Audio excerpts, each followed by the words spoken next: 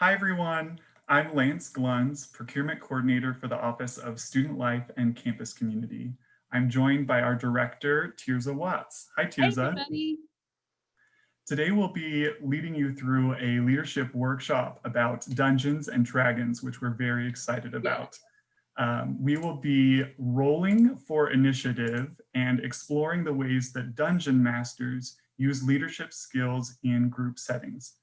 This webinar is part of our leadership program, which provides educational events and workshops for the CU Denver student community. More information can be found on the MyLinks Experiences portal, the Summit Leadership Program MyLinks group, and the Leadership Program page of Student Life's website. Also, if you enjoyed today's video, please like and subscribe to our YouTube channel. Student Life has a number of similar videos which may pique your interest. Learning outcomes for today's webinar are listed here. In general, we hope you'll explore leadership skills from a new perspective and consider how these practices can be incorporated into your everyday lives. Before we dive into those skills, let's back up to square one. What is Dungeons and Dragons, or a dungeon master? Dungeons and Dragons is a fantasy tabletop role-playing game created in the 1970s. It has been a part of our pop culture through decades and several revisions, and it is now a foundational piece of video games and role-playing as we know them today. The game follows a predetermined set of rules, but gameplay is largely driven by the player's imaginations. Each player controls an imaginary avatar with unique strengths and weaknesses that are listed in their character sheet. The Dungeon Master, or DM, serves as the game processor, creating not only the environment that they exist in, but also the outcomes of their interactions with that environment. Randomness in general is inserted into the game when players roll die to determine their success with a given task or action. Tierza, I'm very curious. What is your experiences with or perceptions of Dungeons and Dragons? So I think that's a fabulous question because I've never played Dungeons and Dragons, but when you suggested this as a leadership workshop topic, I was so excited because I know there's tons of leadership skills that are embedded in this. If I had to name two TV shows that have exposed me to D&D, one is The Big Bang Theory. I love that episode where Howard is the dungeon master and they just shred him, just rip him apart. And then I am a huge sci-fi fan, and so I love the TV show Stranger Things on Netflix. And Mike, who is kind of the lead kid of the little kid gang in Stranger Things, he also was a dungeon master. And so those are two TV episodes that I can think of where I actually saw people playing the game. So a youth as well as an adult. And so that's kind of my experience with it. My basic knowledge is that it is role playing, but I don't have a great context beyond that. So I'm excited to learn from you today. Excellent. That's so nice to hear. Myself, I'm also somewhat of a neophyte to D&D. I did not play in my childhood. I was actually introduced last fall when a new neighbor invited us to join his campaign. Actually, it was Tim Allen style with him talking across the top of our backyard fence. I've been really grateful for the opportunity to establish that friendship with them. And our continued play has been a really great social outlet since our daily lives changed in the spring with self-isolation. I'm hopeful that lots of people have gotten back into card games, role play games, dice games, whatever it is. Yes. Yeah, I miss playing cards, so I can't wait till I'm not by myself and can do that.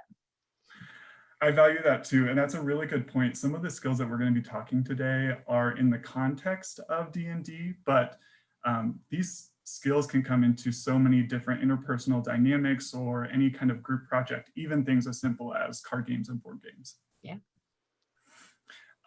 Our continued play in the campaign also has led us now to playing a campaign with people across state lines who are playing via Zoom.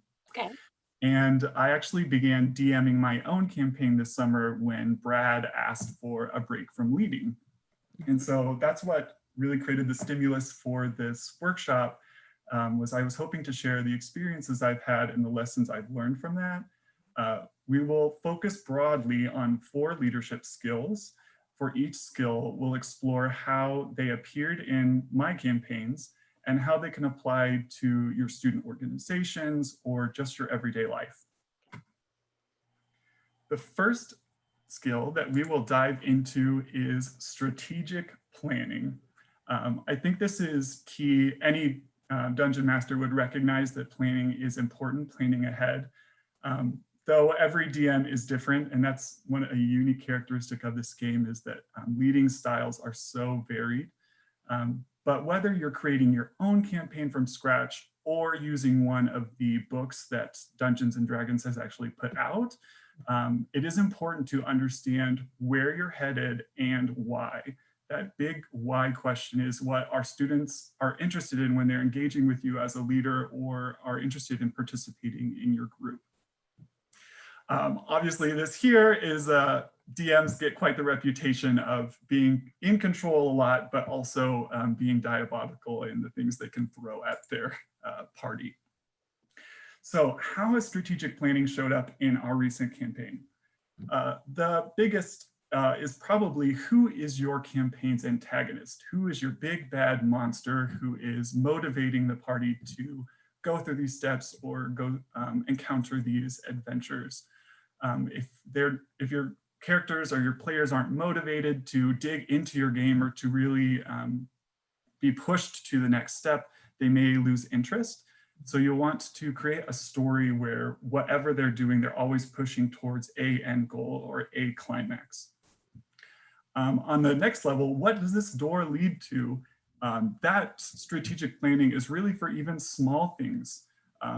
If you're just doing a one-off dungeon run, maybe you don't have the biggest bad or an entire world that your party needs to explore. But the key questions are, what is that pot of gold at the bottom of the dungeon? How are our participants learning about that? How are they supposed to be reaching it, and what are their obstacles? Or if you're trying to infiltrate a garrison to try to steal a unique piece of evidence, how is that evidence relevant? What is pushing the party to claim this or to seemingly take on a bad task in order to accomplish their goal? Also, as a DM, you are really creating every pixel in the imagination of these players' heads. Everyone's maybe imagining it a little differently, but it is you who is creating this environment. So thinking about what are maps, either for your local area or for the world. What is geography and terrain like? What's the environment like? Even weather. These kind of factors could be important in changing up the environments that your characters are playing or allowing them a bit more variety in the opponents that they're seeing. Hostile encounters are also very important to plan ahead because you want to know who are your players going to be encountering and what reaction might those creatures have to your party on first glance. It's also important to know how strong your opponents are or how they appear in what numbers. You don't want to make it too easy for your party, but you also want to make it a challenge in a way that does not immediately stand a threat to them or prove fatal. Maybe that is your choice. Additionally, you have NPCs and maybe allies that your party can interact with. Not every person in the entire world is going to be out for their vengeance or to be hostile. So thinking about who are the people who are trying to push my party along, maybe what nuggets. Go ahead. What's an NPC? Excellent question. NPC is a non-playable character. Okay. In a video game, that would be basically anyone that you can't control with your controller, but you get to interact with. Got it. Excellent question. Lastly is, as we mentioned earlier, every character or every player has a character sheet that really determines like what their strengths and weaknesses are. As a DM, it would behoove you to learn those strengths and weaknesses so that you can customize your adventure to maybe their strengths, or if you want it to be a challenge, try to find a puzzle that not everyone has an immediate solution for. Okay. So the next question is, how does this apply to me? There are many different ways that you can look into strategic planning for your needs, whether it's for a large group or just for your individual personal betterment. A mission or a vision is really the statement that is defining what your group stands for, what is leading you. Someone that is from the outside will understand the core of what you stand for by reading your mission. Learning outcomes can be very important in when you're planning an event, determining what you want students or participants to get out of it. When you know what you want students to walk away from, that will lead your decisions in how that event actually comes to fruition. The business purpose for me in a financial role is very important because we have to justify the work we're doing at the university. So making sure that you kind of are answering those underlying questions for the two above when you're making financial transactions. Meeting agendas can be very important for our clubs to guide their inner workings from week to week and to help your members stay organized, understanding what your priorities are for the immediate future or what tasks you might need them to complete. The last one's along the lines of those character sheets and just understanding rules. In general, you want to understand the policies and procedures that are guiding your group that you're leading or your club, because that will you don't want to be a blind leading the blind. As a DM, you do want to feel like, if not you're in control, you're at least informed so that you can be making wise choices when leading the party. Tierza, I've actually got some questions for you on this topic. Feel free to let me know if you have any instead. Okay. Question number 1. Do you find yourself using any of these strategic planning practices even when you're not writing a formal strategic plan? Definitely yes. Will you go back a slide to your D&D? Absolutely. Because as you were going through that, I had lots of connections. So often when we're doing strategic planning, we are addressing a problem. And so that's your antagonist and your big bad. So, there might be a problem you're trying to solve. And so you craft a very thorough plan to address that problem or that situation. And sometimes it's not a negative problem. Sometimes it's a positive problem. It's like, hey, we just realized we could teach this or learn this or provide this for students, but we need to be planful, right? We need to pay attention to the details. I think that then relates to that. What does this door lead to? Part of strategic planning is helping a team of people be curious and then be creative, and creativity leads to innovation, right? So your student organization or a team that you're part of, let's say for a class project, I would encourage you to start with what could we do, right? And do wild brainstorming. Don't worry if it's realistic or not, just brainstorm everything you can. When you do strategic planning though, you need to read the lay of the land when it comes to campus culture or the culture of your student organization, or maybe the values of your group. And so that connects to that, read your environment. So I've done strategic planning in the past where we had wild brainstorming, we came up with some really great ideas. And then we went through every single one of them and talked about how does this meet the culture of our campus or meet the culture of our department or our group. And that helped us prioritize those ideas, because ultimately we probably had like 10 great ideas. We could focus on 1 or 2, right? So talking about the environment and the geography around those ideas was an important way to prioritize. You also have to know who are your supporters. So who are the stakeholders and the shareholders around your strategic plan. And so when you know somebody might be negative about an idea, you need to strategically plan, how do I plant seeds with them to convince them that potentially this is a really great idea? An example I can give you: in a past position, I was known to always get yeses from my boss. What people didn't know is that I would, share an idea with him, some crazy idea I had, like a year in advance. And he'd be like, no, we can't do that. And he'd give me like 10 reasons why we couldn't do it. I would then every month or so, a couple of weeks, come back to him with a solution for one of his 10 issues. So by the time I formally asked for my big strategic planning event to take place or process to change publicly, I'd already worked through all of his negative reactions, right? That was part of my strategic planning practice. So when I asked publicly, then I got a yes. Everybody just thought he said yes to me. And I was like, oh, you have no clue. Like, I really am learning. He was a character, right? I had to learn what his quirks were. as the person who had the power over making a decision so that we could execute some really big, large ideas. Excellent. Thank you for sharing that. Yeah. I'm curious if you could elaborate, how have strategic plans impacted or showed up in your work here at CU Denver? Oh, that's a good question. Well, I've worked here for about a year and a half, and I know that when I arrived, we were at a point where we'd had a lot of staff turnover.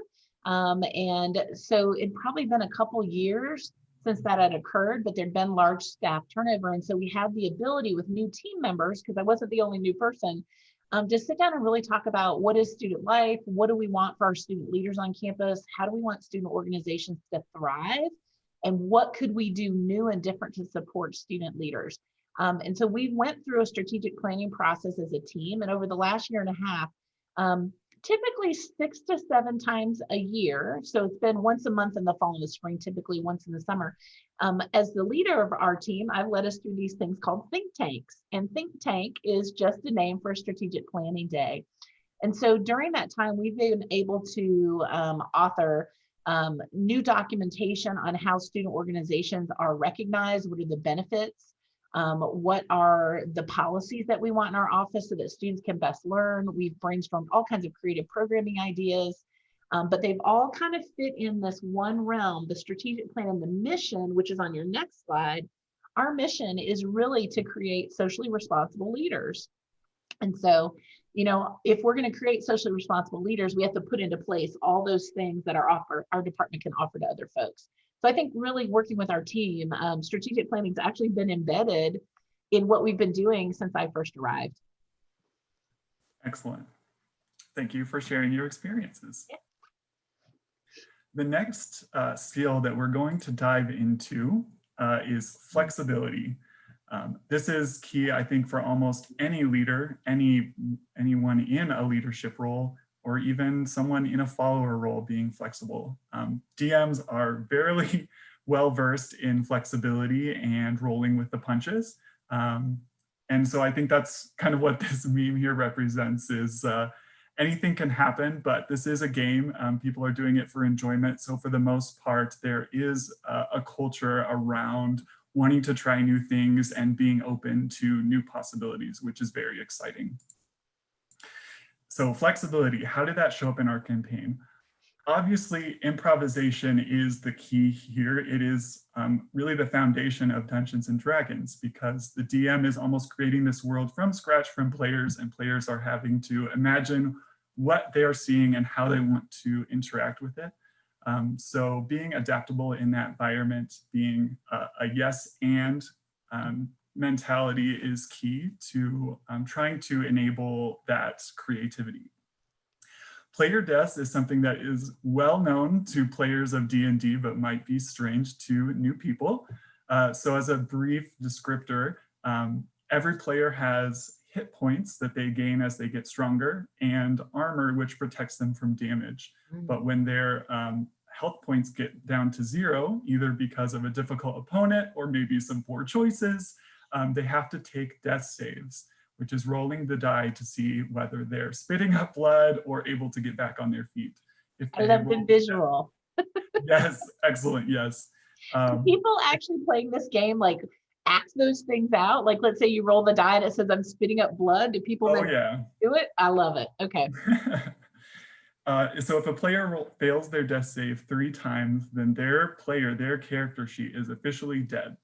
There might be really rare ways to bring them back, but ultimately that player might be out of the campaign or might be encouraged to roll a new character who's getting to engage the party in new ways or have new motives and new decision making.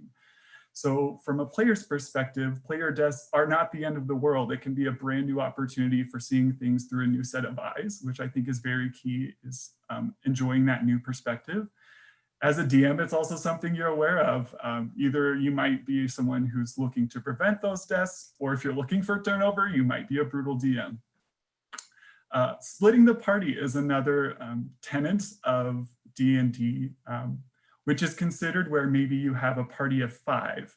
If you're exploring an urban environment, maybe 2 people go down a shady alley while 3 people go to the market. The DM is going to have to multitask by both describing what each group of people is seeing and maybe making some decisions about what the members who aren't actively there actually get to hear. Maybe you go to a different room so that that information is secret to the other party. Probably where it's more problematic is when you're encountering hostile creatures.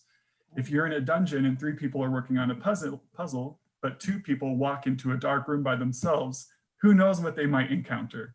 So as a DM, you have to prepare for either giving them a much harder fight than they are prepared for, or needing to scale back on your plans because the party is adapting what you had laid out ahead of time. The last one has been really key for our campaign currently, is scheduling and COVID-19. It's something I'm sure our students are very aware of with our conflicting priorities on campus and being a working student. Our party is made up of adults, some have night shifts, some work in the medical field. So just being adaptable and trying to make sure you're accommodating other people's needs and hearing other people's expectations helps the group move smoothly, and just making sure that you're trying to be accommodating to as many people as possible. Probably also helps them stay committed to coming to play the game too, if you're flexible about the scheduling. Absolutely. Yes. Yes. This may actually be a really great mental health thing for folks. Yes. A little I was going to escapism. Yes. Jumping ahead from the end, I'm not aware that we currently have a D&D student organization or meetup group on campus. So if any students interested are watching this, feel free to reach out to our office. There might be an opportunity for a D&D culture on our campus. I love it. So flexibility, how does that show up in our students' lives? It seems fairly evident, but there's a number of different skills that we're utilizing in those D&D scenarios. We are problem solving, we are multitasking and separating different components of our brain at different times. Being comfortable operating in that gray area, whether it's jumping through hoops that may not seem necessary, or just being comfortable moving forward when you don't have an immediate plan, are things that you can get used to in a professional working environment or in a leadership role. You may not always have the answer, but you're still being looked to as that person in a position of power. Lastly, ease of access. This might be making sure your student org meetings are happening on Zoom this year, so they're accessible to all members. It might be sending out a sign up for when people are available, so you can schedule your weekly meetings for the greatest number of people. It might be taking minutes that go out to all of your members after a meeting, or taking a recording of Zoom and posting it on your MyLinks page or your social media. All of these things will help your student members or the constituents that you're leading feel that you're taking their needs into consideration, and you'll be generating the most amount of buy-in because you're making sure the most people are available. Tierza, did you have any immediate thoughts on these ideas? Well, I think as a student leader, flexibility is a crucial skill to develop, and that's also a career competency. So I know you and I have talked about this, but if audience, as you're listening, if you haven't heard of the career readiness competencies, we would love for you to think about those. There are 8 areas that employers say that college students, when they hire them fresh out of college, often need more development in. And so one of them is problem solving and critical thinking. And so flexibility is part of that. Sometimes you're right, you just have to jump ahead. You've got 3 pieces of information. Ultimately, you may have needed 10, but take your 3, make the best decision you can with those 3 pieces of information, and come up with some kind of next step. So take the next step and then evaluate it. And that's part of the flexibility piece of like, what went well, what didn't go well, what would I do differently the next time? Multitasking, I am a big fan of multitasking, but I'm also a big fan of being focused. And so there's finding the balance of that. And so, you know, I will schedule myself for the day, but sometimes I'm not in the mood to do something. And I think we all experience that. And so I might take an appointment and a task that I might have said I was going to do at one time, and I move it, right? Because I'm not in the mood. I'm going to do something different. But there are times when I have to attend a meeting, and I'll be honest, I'm listening, I'm paying attention, but I'm also maybe looking at email. I might be checking my schedule. It is important to know when that's appropriate and other times when it's not appropriate to multitask. There are some meetings, depending on what the topic is or who the people are in it, If I know I'm going to get an assignment, I get focused. I close everything else on my computer so that I'm not distracted. So multitasking can help you be efficient with time, but sometimes it doesn't help you be efficient with the task as a leader. So that's an important thing to think of. Yeah, thank you for that counterpoint. That's good context. Yeah. So Tierza, two more questions I've got for you. Sure. How do you see this flexibility showing up in your daily life or in your personal interests? Um, I am a very scheduled person at work. And so I actually try not to schedule anything on the weekends unless it's like to go see a friend if I'm able to go do that and it's appropriate to do it during COVID times. Um, because I want to exercise the other side. You know, our personalities, there's 8 different parts of personality and they come on 4 different continuums. And the continuum that's called judgment or perception. Judgment oriented folks are highly organized. I am attracted though in my personal life and my hobbies and my leisure time to perception oriented people, the opposite, because they're flexible and adaptable. So I absolutely see that it helps me relax and hang around with people who are flexible and have a whim and say, hey, let's go do this. I can't really have the luxury of doing that in my work life, but I absolutely want it in my personal life. Excellent. That brings up a really good point because I'm quite a spontaneous person. So as someone who may be more organized, what guidance can you provide to students who prefer structure or who are uncomfortable with that spontaneity? Ooh, that's a good question.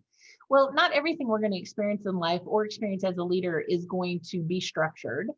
And so if you feel uncomfortable, I think it's centering into listening to what's going on and maybe take some notes, because where you can have control and structure is what you're hearing, right? So I hear it, I take notes, I can organize those notes, and then I can reflect on those and figure out what can I do and how can I structure wise schedule myself to do that to contribute.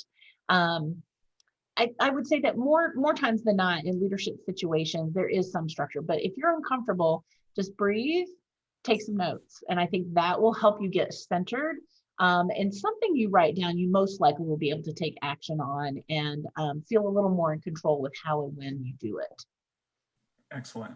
Thank you for that guidance. The next skill area that we're going to dive into, you touched on excellently, great transition, is active listening.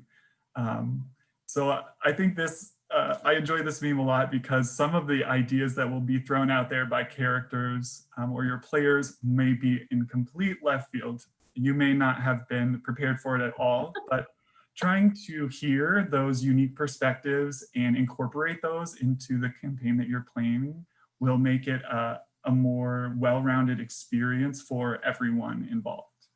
Definitely a creative strategy in that Yes, meme. I'm very curious how that one turned out. All right, so how did it show up in our campaigns? I think one of the most key parts is listening to your characters, your players, and the ideas they have about their characters' backgrounds and motives. What is leading them through this life or adventure that they're leading? I think of 2 specific examples from our latest campaign that help describe this. One of our players created a character whose background was an archaeologist, and they were very intrigued by relics. In our very first adventure, they latched onto some shrunken heads, which I had thrown into the room offhand. It was meant as a decoration, just setting the scene. But this character, when she got those heads, she was insistent that she know where they were from, who these people were, and what their story was. That inspiration led me to create an evil ruins that the party could later find and go back to explore. All it took was a few strings to tie this to my broader story arc and to my big bad. And then that character had all of the relics that she wanted to go back and get. Another character said, or another player said that his character was orphaned as a child, was picked off the streets, and was groomed as the personal property of his guardian until he could escape as an adolescent. So I took the liberty to throw that almost collector from the Marvel universe into our campaign. They aren't the biggest bad, and I'm not sure how their stories might tie together, but it does serve as an immediate threat to our party, someone that can kind of spook them around the corners here and there, and who they'll eventually be able to confront before they move on to that biggest adversary. Players' own creations also are key. As we mentioned with that question, what's behind this door? As a DM, you might have planned for doors 1, 2, and 3, but you can be assured that your party will find door number 6 that's leading to the attic in the ceiling. So listening to what your characters want to explore is key. It does take more improvisation. It might take adjusting from your previous plans, but your characters and your players will feel more invested in your story because they're able to lead their own adventure. It's not something that you are forcing upon them. Homebrew rules are also a really unique part of D&D campaigns. Just like DM, these vary from house to house. There are general ones, which are quite common, that escape from the rule book. And there are ones you might create on your own. For example, if you are coming up on a beast who does not speak any language, you might make him an intelligent being so that your party actually has someone to engage with that's not immediately hostile. Or you might make it so that a lower level character gets a magic item early on that they might not otherwise have access to just because you want to give them a big boost at the beginning. The last piece, which has been very key for me as a new DM just this summer, is receiving feedback, wanting to know how I'm leading the campaign, what players are looking for in the downtime between each adventure, and trying to compare what I like about other DM styles and incorporating that into my own. This can be really key in kind of jumping ahead, but just looking at best practices and exploring what people out there in your position are doing, or looking for feedback from peers in those positions or the students and the group that you're leading. So can I ask you 2 questions? Shoot. So were you a kid that liked to read choose your own adventure books? Yes. I did too. So I'm curious, I would love if we could do some, I'm sure this is an international game. I would love to know how many people who totally dive deep into the D&D world love those kind of books. Yeah. And my second comment is, I may not be into D&D, but I've watched all the Marvel movies. So my challenge for you is, because you mentioned the collector, I want you to make Howard the Duck appear somewhere in a future adventure. Okay, I will take notes. Okay, because when the collector came on the movie screen, I about fell out of my chair when I saw Howard the Duck, and I went. Yes, I'm glad you got my analogy. That was I how did. the character described it to me too. Awesome. So how can students apply this active listening to their everyday lives? I think the point I wanted to make clear here is that with active listening, we are generating buy-in as leaders. What we're doing is we're incorporating the views of our constituents or the members of our group into whatever leadership directive that we are taking on. Students will feel that they have had their voice heard, that they have contributed to whatever vision or mission the group is leading, and they might even contribute to learning outcomes or the event planning. The more eyes that you have on a project, the more perspectives that you have and the more opportunities you have for innovation. Mm-hmm.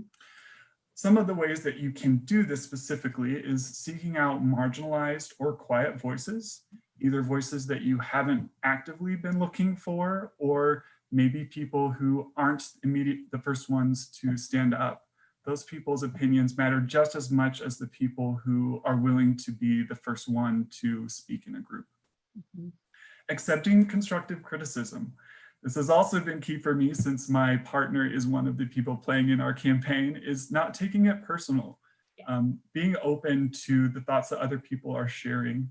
If these are people that you have invested in as a leader and who are confident in you and your abilities, they are giving these things to you in a positive light. They're not trying to beat you down. They're trying to enhance your skills so the experience can be better for all. So trying to have a thick skin and hear out what other people may have to say, even if it's different from what you're expecting. Approachability is key here too, just making sure that people know that they can come to you with these concerns or with this feedback. and being an open door, however that might look to your position. And lastly is assessment opportunities. If you're putting together an event, maybe hand out a flyer at the end where people can give quick feedback about what they learned or how they would rate the event on a scale. You might give opportunity for your members to give an anonymous feedback for your executive team.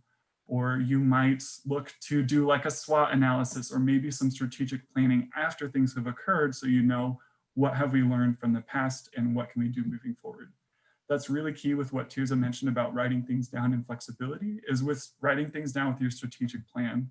Not only will you learn from what didn't go well, so you know what you can remove next time, but you also have those resources so you can always go back and you're not having to start from scratch every time. You just mentioned SWOT analysis, and I didn't mention that when we did the strategic planning. Oh, yes. So students, if you have not heard of the phrase SWOT analysis, it's an acronym, SWOT. So S is strengths, W is weaknesses, O is opportunities, and T is threats. And so a SWOT analysis is a great way to do a starting point for strategic planning, but it takes great active listening. So with a SWOT analysis, it allows you to use your active listening skills because you want to know what's going well, what's not going well, what are our opportunities, and what's threatening our potential as a student group. And so it's important to just listen to those things, help the group brainstorm. And then after you have the 4 sections of the SWOT analysis brainstorm, let's say out on poster paper, then use active listening to go through and look at what's the critique of everything, being open to hearing what's all those different parts, what's going well and what's not going well. Thank you. The extra follow-up questions I've got for you, Tierza. Sure. Personally, do you have common barriers, internal or external, which prevent you from actively listening? Yeah, I think everybody's personality comes into play when you listen. So I'm a feeler. And so between feeling and thinking on the personality continuum. And so I'm often listening for what's the emotion behind what the person's saying. And sometimes that can distract me because I zone in on that versus maybe a logical argument. And so I have to pause and think about that. I'm also flaming extrovert. I'm a talker and I learn from talking out loud. And so extroverts might start talking about idea A, but when they shut up and they're done, they might be on idea L, right? And there's been like 12, 13 different things. And so for people who are introverts who are more reflective listeners before they speak, they could be lost. And so I can speak too much, so others can't actively listen. And then also I have to learn to just be quiet. And I constantly have to think about this as an extrovert, to just be quiet and focus in on the person and what they're saying and to take notes. Sometimes I can interrupt because I have a question and I'm afraid I'm going to forget it. And sometimes it is important as an active listener to just go ahead and do that if it will pivot. But other times you derail the speaker. And so, yeah, you just have to pay attention to your personality type and your quirks and be focused on being open to what the person has to say. Thank you. In addition to that, like self-introspection, what are tips that students can use to be more present to their peers? That's good. Well, I think it is ask one question. Sometimes we'll ask 3, like we give a paragraph's worth of questions. So if you have lots of questions, write them down and ask one at a time. I think that helps you focus more. I think also that, I want to talk about your second bullet here, seeking marginalized and quiet voices, really learning that if you've asked a question and there's a dominant voice speaking, to say, hey, Jim, I'd like to hear what you have to say. Somebody else, I haven't heard from you. And so inviting them into the conversation. I know that there's a leadership class that we teach called the LEAP program. And I'm often calling on some of our quieter students, and they always have brilliant things to say, but they're not the first person to speak up. And sometimes you have to invite them in. The other thing is when you're active listening about a problem as a leader is to really stop and ask, are all the players around the table? If there's somebody missing from the table, are people present who represent this issue or concern? your group, let's say, plans programs and events for a certain population on campus, are those people there if you're evaluating or you're trying to problem solve around your events and what you provide? So making sure that who you serve is at the table as well. That'll help you do better, deeper active listening. Yes, excellent points. Not to dissuade from the last points you made, but the one you mentioned first about one question at a time rang true for me. As an extrovert communicator and listener, I'm one who will like pepper you with questions because I'm eager to hear what you have to say, but it also doesn't turn it into a conversation, and it's an interview. Yeah. So that's something I have to be personally aware of, is allowing time to breathe and just let the conversation flow rather than trying to pull information out of someone as an extrovert. Yep, right there with you. Alrighty. The last leadership skill that we're going to be touching on is language. Language has a very broad context here, but I'm looking specifically at the way that we choose our words to fill out our vocabulary and how others perceive that language. There's some inside jokes about DMing in here again, but I have heard many of these different phrases in both ways. So what's TPK? Total player kill. You're going for it. Yes. Excellent. So how does language show up in our campaigns? This is something that's probably been my biggest learning point as a DM. First, you want to make sure that you're using exciting vocabulary. You're almost a writer in lifetime creating a novel for these players. So the more descriptive that you are and the more elaborate that your illustrations, the more likely they are to enjoy it. Example, and if you're fighting in an encounter, if someone slashes their sword 10 times and I say, oh, you hit this monster 10 times with your sword, that's not very exciting. They'd be looking for something different from round to round. But if I tell them that you've slashed his arm or that you got him in the kidney, these kind of descriptions will allow them not only to feel like their player's actually doing more, but also maybe make them more strategic and try to be tactical when they're exploring the battlefield. Scene setting is very important as well. When you're describing things, you want to try to lay it out as much as possible for your party, because the areas that you don't fill in, they will do it with their own imagination. So they're going to be jumping to conclusions or making assumptions about the world that you've created unless you specifically say what it is or isn't. One of the ways this is encountered for me is that I was laying out an encounter that was in a bar tavern. And I described that one side of the room was hidden away outside of their field of view, and that one side of the room had a door. But because of my lack of more vocabulary or just being more descriptive, they thought there were multiple entrances into the room, and so they completely based their battle strategy around that. But it wasn't something I caught until afterwards, and it obviously wasn't the biggest deal. But how I'm setting the scene for these characters is going to dictate how they interact with it. So trying to be as descriptive as possible and be choice with your words. Cultural context is also really important in D&D because there are a number of races, a number of languages, worlds, realms. So people of all these different backgrounds are engaging at all different times, which gives you a unique opportunity as someone toying with their imagination to explore the way you're interacting with people different from yourself, or with getting to understand the barriers that occur between people of different backgrounds. So if you're creating an entire language from scratch, or if you're creating city names, it's important for your characters to understand how those things fit in.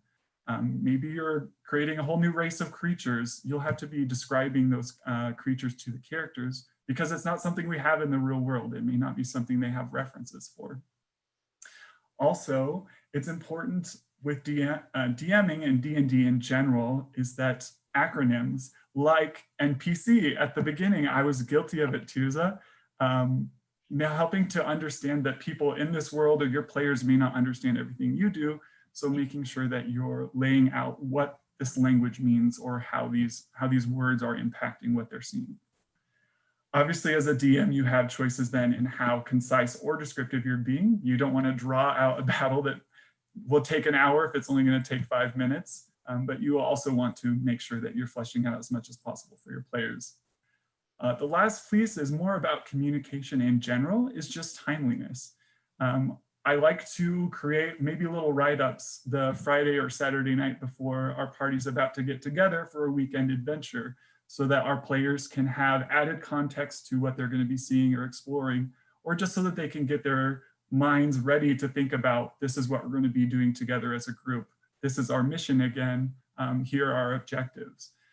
These kind of reminders will be very helpful for any group that you're trying to lead, just to make sure that you're always staying on task and being upfront with your communication to the group. Well, that connects back to your scene setting. It's stage setting for them, so they're ready.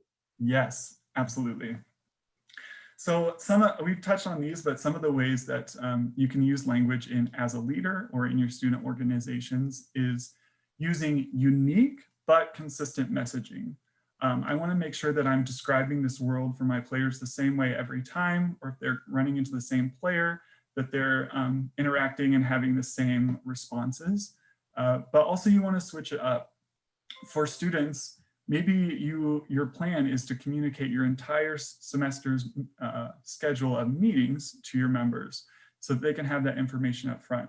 But also, how can you send regular reminders that make each meeting sound unique and fresh so that students are bought into each new experience with your group?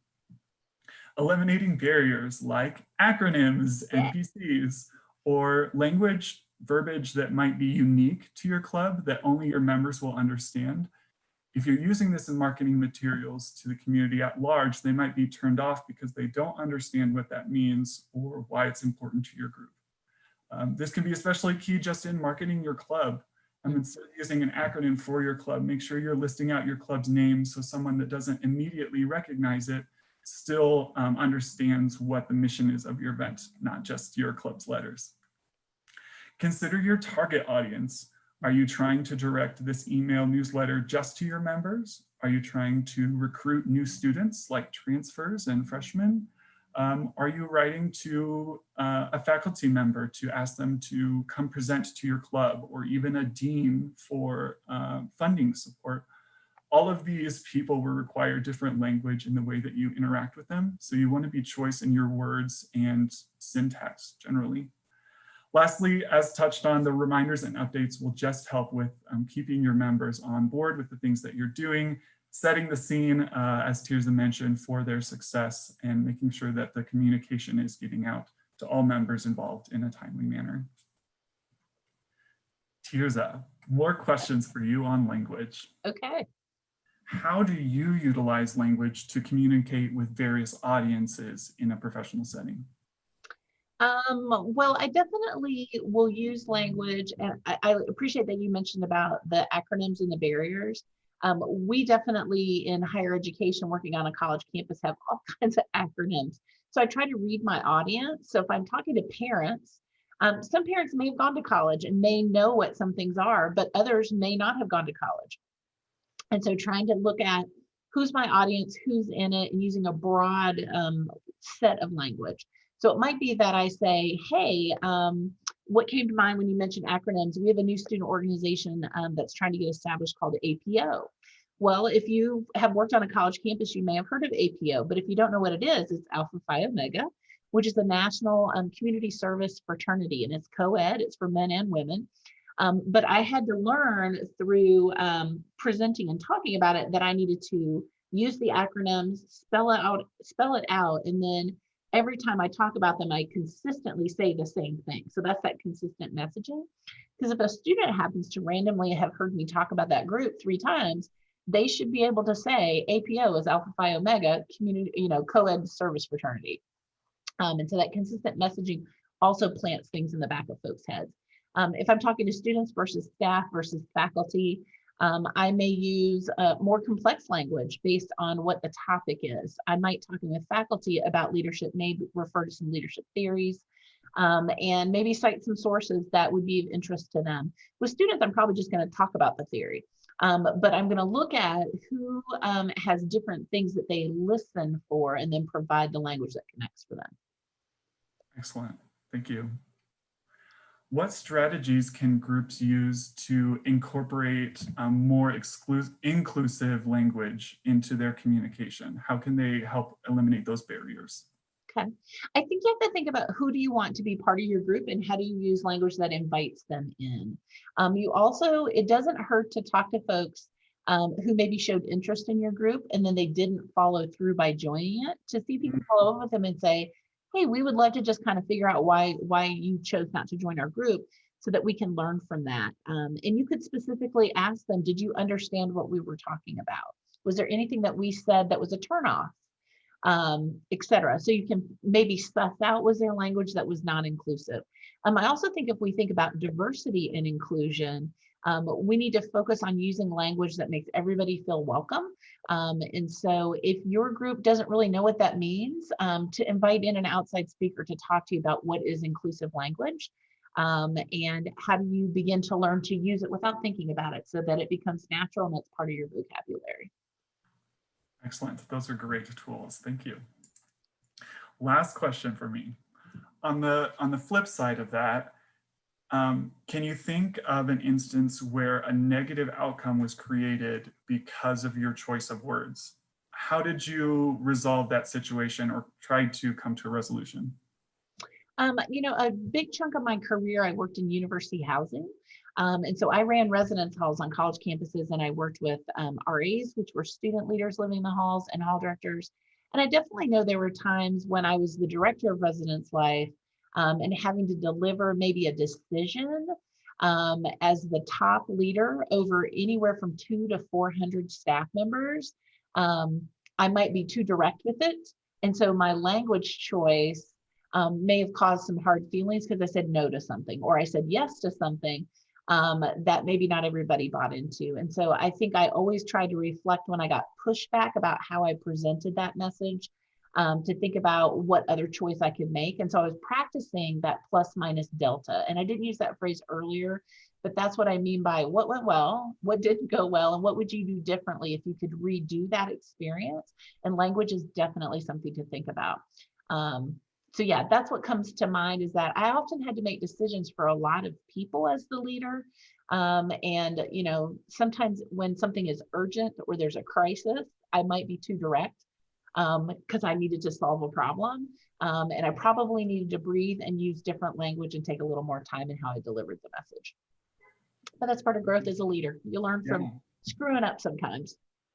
Thank you for sharing. I think it really touches on something that we didn't address here, is that another key part of leadership is having humility and being able to take ownership of when you have gone astray or when you regret some of your choices, because then your the workers that are underneath you or the group that you're leading will understand that you are human, you're doing your best, and that will add to the general buy-in into your group, because everyone will understand that each member involved, including our leader, is willing to try new things and take ownership of when they don't go well. Yeah, I think the hallmark of a good leader is someone who's transparent. I'm not perfect, and I've never worked for a perfect leader, but I've definitely worked with some leaders that I truly admired. And that being humble and saying, hey, I messed up today. How can I repair this? That statement is a type of language that invites people in to problem solve. And so that's an important piece. You're right. Great. Tierza, before we close off the end of this video, do you have any reflections to add or questions for me as your teacher of D&D today? As my dungeon master today, I think I would love to know, what are like 2 or 3 things that you just absolutely love about this game? I enjoy the creativity. I was always someone that was nose deep in, Harry Potter or Artemis Fowl or whatever growing up. So I have a very active imagination. I am an extrovert and people pleaser at heart. So I really enjoy, truly in this COVID environment, it has been a blessing to have this somewhat regular outlet for social interaction and getting to meet new friends, even across state lines. And lastly, I think it's just the way my personality is, the way my mind works. I love games. I like game theory. Sometimes I get told that I'm too competitive, but I don't care about winning. I just want to play the game well. So the opportunity to DM and to be that person who's taking on that responsibility for the people so that they can just enjoy whatever I'm creating and have a really good time. That's what I enjoy the most. And I hope that's what our student leaders are getting out of their clubs or whatever groups they're leading to, is that everyone can have a good time participating in a group, but when you are a leader or when you take ownership of that responsibility, it is so much more rewarding because you're getting to bring that experience to more people. And so I would encourage our students to look for opportunities, even if it's not a formal leadership role, but ways that you can try to increase the experience for everyone involved. Yep, I would say I definitely want to encourage our student leaders to think about being creative and taking a risk. Take a small risk to start. You know, sometimes it's just volunteering to do something with another person, so you're not by yourself. But those small little risks build into what's called leadership efficacy, understanding and having a belief that you can carry out the thing that you visualize, that you can accomplish something that you planned. So yeah, well, thank you for sharing that with me. I was so excited when you had this topic. So I want to let you know this was a great experience, and thanks for inviting me to do it with you. You are very welcome, Tierza. I'm glad that you could join me. And thank you to everyone who chooses to watch this. Feel free to share it with your friends, your D&D family, whoever feel might gain something from this experience. Our last slide, we have a number of resources here for you, including the MyLinks homepage, which is our one-stop shop for student engagement, like campus events and student organizations. Our YouTube channel where you're finding this video, feel free to check out some of our other leadership webinar and workshop that are available for viewing. And the Student Life website, which is your homepage for all of our different programs and the resources that you have on campus. I provided email addresses for the General Student Life office, me as Procurement Coordinator, and Tierza as Director of Student Life. Thank you again to everyone for joining us. It's been a pleasure, and I hope that you start seeking out leadership opportunities in whatever your hobbies might be. Bye, everybody.